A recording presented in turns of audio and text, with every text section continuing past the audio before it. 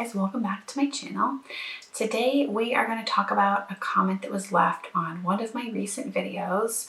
I'm not going to read the comment here, both because it was very long and also because I just don't think it is necessary to read the whole thing.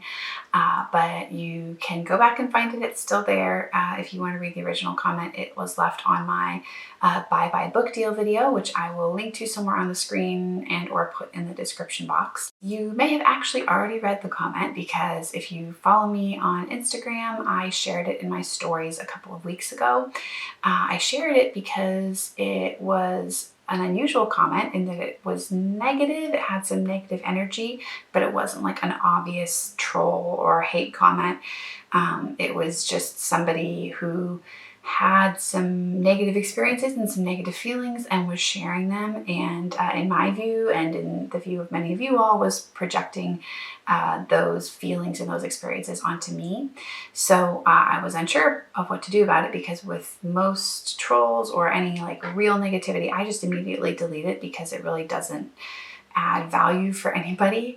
But in this situation, I wasn't totally clear on what to do, so I wanted to ask you guys, and I got a ton of really helpful comments and suggestions and feedback, lots of just really sweet, encouraging notes too. So yeah, I guess I want to say that right here too. Thank you very much to everybody who took the time to share their thoughts on this and the time to encourage me in such a genuinely kind way. I was really blown away by how much time and thought you all put into your comments, into your responses. So I was like very weepy that day, just out of gratitude for you guys. So thank you. I really can't tell you how much it means. And I have tried to respond to everybody with the same level of thought and care that you guys responded to me. I'm still working through all of the messages. I'm hoping to get to all of them. But please just know, if I haven't responded to yours yet, please know that I appreciate it and I appreciate you. And you all are the reason I am making this video right now. So yes, I wanted to respond to the comment rather than just leave it there, because if the commenter were just sharing their own experiences and saying, you know, this is how it is for me, etc., I would be totally fine with that. And I actually like really love it when people share their experiences, and maybe even more so when they share experiences that are different from mine, because selfishly then I get to learn. So it was a learning experience reading this comment, but the part of it that was hard for me, or maybe I'll just say the part of it that I didn't like, was the fact that the commenter projected it onto me and assumed that I would be feeling the same way that they were feeling. And since I'm going to go ahead and leave the comment there, I wanted to address it, because I don't want people reading that to just assume that that is the reality for me, or that that is how I feel. So yeah, that is why we're making this video. So there are kind of three main things that I wanted to respond to. I wrote down kind of a synopsis, a little bit of a synthesis of some of the main ideas from the comment. So that's why you see me looking over the screen here. The first one, from the commenter's perspective, was that I seem to be struggling with anxiety that is caused by freelancing, as most other freelancers are. So I can't speak to other freelancers, but I can say for myself that yes, I do deal with anxiety. It's not something that I have really tried to hide. I've talked about it a lot before. That being said, it is pretty mild. You know, it's not really it's never been something that's been debilitating for me, thankfully. And honestly, I think it's very common. I think most people, maybe everybody, struggles with anxiety at some level, since it's just a part of how our brains are wired. Yeah, so there are a lot of people that struggle with it at a much greater level than I do, to the level where it is debilitating for them. So I am very grateful that it's not been that kind of a challenge for me. But yeah, it is something that is a part of how I experience the world. It's a part of my day-to-day life. And I can say with absolute certainty that it is not caused by freelancing. So freelancing and some of the things that go along with freelancing end up being kind of a focus for my anxiety because that's what my day-to-day life is made up of. But if I were to work a 9-to-5 job, I would have the same, I think I would have the same or maybe even higher level of anxiety. It would just have a different focus. So yeah, I'm positive that not freelancing would not help my anxiety. It wouldn't really change anything there. The next point they mentioned was that they felt like I should get a real job because I'm clearly struggling with freelancing, both financially and emotionally. So first off, we'll just clear this up. Art and commercial art, working as an artist, that is a real job. And freelancing is a real job. It's not easy and success is not at all guaranteed. I hope this has been clear if you've been watching my channel for a long time. I'm not here trying to convince anybody to go freelance. I'm not trying to sell a lifestyle or a product or encourage you to go freelance if that's not something that you want to do or not something that works for your life. This is not a get-rich-quick scheme. It can be a really challenging but also really rewarding vocation, but it's not easy and it's certainly not for everybody. And I guess that being said, as a way to kind of counterbalance that, nobody's financial stability is perfectly secure. Nobody's job is perfectly secure, even if you work in something that's traditionally thought of as a very secure field like I don't know, nursing. Like there still isn't a guarantee. You really could lose your job at any point. They're just different levels of risk. So claiming that art or freelancing isn't a real job because of that, it doesn't make sense. It's not true. And as for struggling with it financially, so the first thing that comes to mind is that it's not as though I have a degree, for example, in nursing or petroleum engineering or computer programming or rocket science or whatever super lucrative, stable field that if only I would just give up freelancing and go work in that, then I could, really be stable and happy and make a lot of money.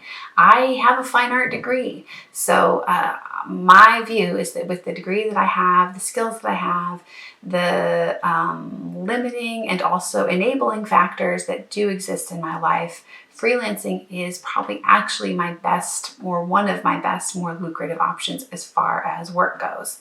And I can say pretty definitively that last year in 2018, I made 40% more as a freelancer. I just looked up the numbers here than I ever did when I was working full-time on staff somewhere. So yeah, and again, that's not to say you can do it too, or that this is a get-rich-quick thing, or this is how you're gonna make way more money than you do at your 9-to-5. That's not at all what I'm saying. And that 2018 was my 6th year as a freelancer. So it was my most successful year so far, but yeah, it took some time to get there. It's not something that immediately happened right out of the gate. So I don't say that to brag. I don't say, the thing about making 40% more to brag. I just want to be clear that the perspective that this person has, that I'm struggling with it financially, and that's causing anxiety, that's just not the case for me. And I think I've already covered the emotional bit. Freelancing can be a focus of my anxiety. It can maybe exacerbate it, but it's certainly not the cause. Anxiety is just something that's a part of my human experience, and it's going to be with me really no matter what I do. The third point that they raised was that the cure for all of this would be some magical 9-to-5 job where I would have financial stability and I'd feel more like a contributing member of society and would feel better because I would have coworkers and would, enjoy having coworkers. First up, I can honestly say that I feel much more like a contributing member of society as a freelancer than I ever did when I was on 9-to-5. And part of that is just because of the kind of work that I'm doing. The kind of work that I'm doing as a freelancer is really, overall, by and large, not that I love everything I'm doing, but overall, it's really well suited to my personality, to the skills that I have, to the things that I'm interested in. And as a regular part of that, I get to be a part of helping to support and contribute to a community that I really care about and am invested in, which is the art world and specifically the illustration community. So that brings me a pretty large sense of satisfaction and a feeling of belonging. And then just at a baseline level, I pay taxes. So I am a contributing member of society. Not sure what more there is to say really on that point. So again, I've said this multiple times already, but this is all my experience and my experience of freelancing. And I am not by any means wanting to invalidate the commenter's experience or say that that's not true, that that's not how it is for some people. It certainly sounded like for this commenter, going from freelancing to 9 to 5 was a good decision, and it's been something that's brought a lot of life and maybe even joy to them. So yeah, I'm not arguing with that or taking issue with that at all. I'm just trying to share what it is like for me from my perspective. That being said, the commenter does raise some, I think, pretty good points and some things that we can learn from, and maybe things that you should consider if you are at a phase where you're considering going freelancing and you haven't made that choice yet. The first point that they raise that I think does apply to a lot of people is that freelancing is really best for personalities who don't need that structure of a traditional 9 to 5 job to feel good about themselves, to stay motivated, to keep making work in whatever field they're in. I think if you are somebody who knows that that's a part of your motivation and knows that that is something that you need, then you may want to be a little bit more cautious, or at least have a plan in place when you're considering going freelancing, when you're considering going freelance. For me, that is not the case. I am very self-motivated.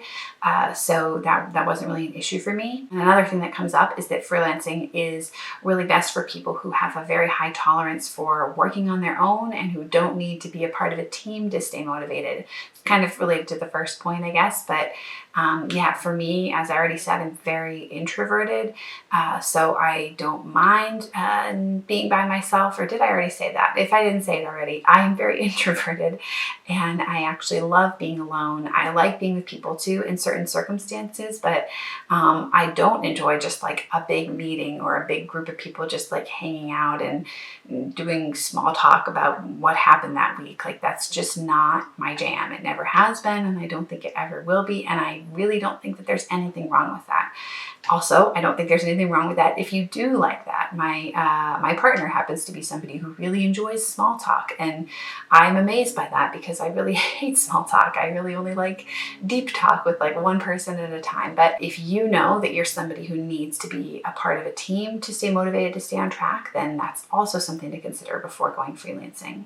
I keep saying it that way, before going freelance, before freelancing. And a third thing that comes up, a third theme that I think we see in the comment, is that freelancing can be financially risky, especially at the beginning. So while I did say that not everybody's income, not everybody's job is 100% secure, and that's true, you certainly, if you need to make money like right now, today, and you're not freelancing yet, freelancing is not the way to go.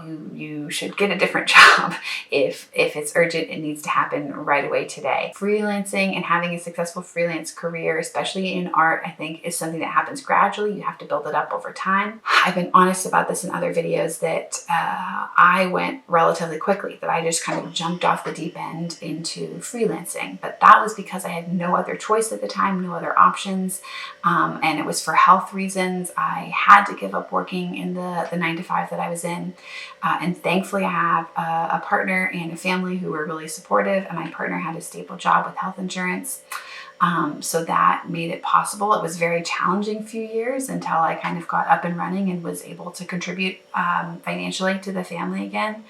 But it was possible because of having that stability. So if I hadn't had that, if I hadn't had a partner with health insurance, or if I hadn't gotten sick, I think either one of those could have happened, and I would have approached freelancing very differently. I would have gone about it in the more incremental route, kind of what you hear everybody. Well, if you listen to going freelance stories a lot, a common one that you hear is that you kind of start working on the side and you gradually build it up until you feel like it's enough to where you can make the leap and start putting all of your time into that.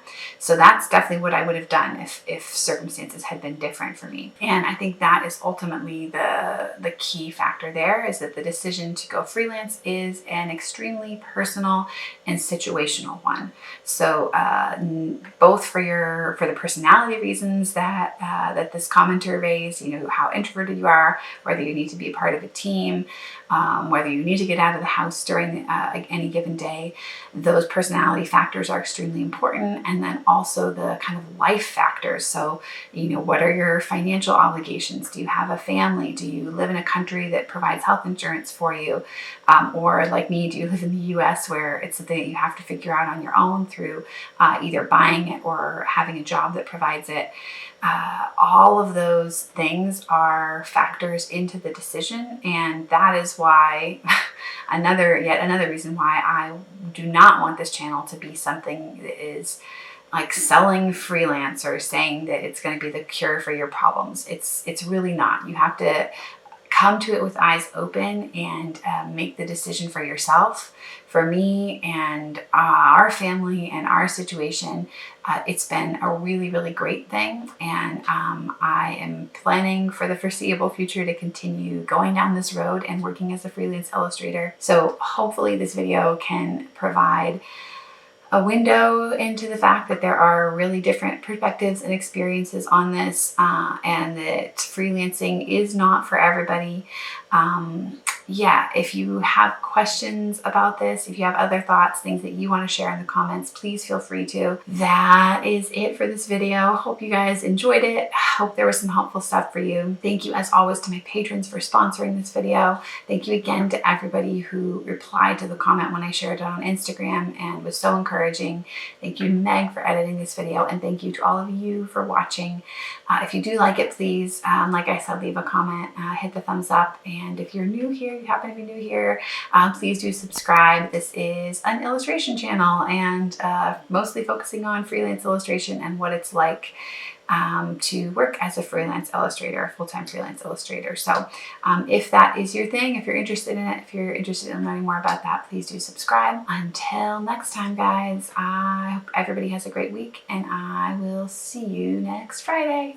Bye.